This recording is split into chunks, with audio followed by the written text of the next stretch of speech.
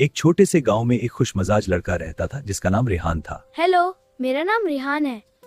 रेहान हर दिन सुबह सवेरे उठकर अपने दादा के साथ खेतों में काम करता और फिर घर आकर चाय पीता। हाँ बेटा। लेकिन एक सर्द सुबह का वाकया उनकी जिंदगी बदलने वाला था।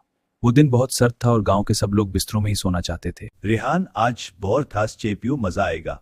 ठीक है दादा। लो पियो, गरम रखी। शुक्रिया दादा। दादा ने कहा, ये सिर्फ बर्फ की चाय होगी जिसे बर्फ की चाय कहते हैं। ये चाय न सिर्फ मजेदार होगी बल्कि दिल को गर्म रखने का राज भी सिखाएगी। बर्फ की चाय वो कैसे बनेगी? असल ताकत चाय में नहीं बल्कि दिल में हौसले और साथ देने वाले दोस्तों में है। रेहान और दादा जंगल से खास जड़ी बूटियां, पत्ते और थोड़ी सी बर्फ ले आए। दादा, ये जड़ीबूटियां? रेहान ने सीखा कि हर जुज़ू का अपना रंग, खुशबू और मजा होता है। चलो बर्फ डालते हैं। उसे गर्म चाय में डालकर घोलते हैं। वो बर्फ को अच्छी तरह पानी में घोलकर उसे गर्म करती हुई चाय में डालता गया। जैसे जैसे वो चाय बनती गई, रेहान की आंखों में एक नया अज़्म आ गया। कुछ भी मुश्किल हो, अगर दिल में हौसला हो तो हर चैलेंज आसान बन जाता है।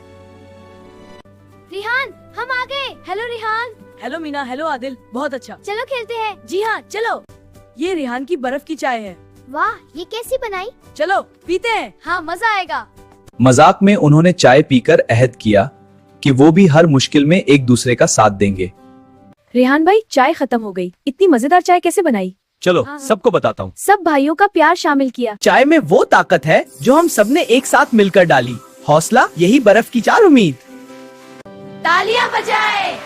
ये सबक हम हमेशा याद रखेंगे। हाँ, ये हमारा सबक है। ये कहानी न सिर्फ एक मजेदार कप चाय की तरफ इशारा करती है बल्कि ये भी सिखाती है कि मुश्किलात को मिलकर हल और उम्मीद के साथ आगे बढ़ना ही जिंदगी का असल राज है।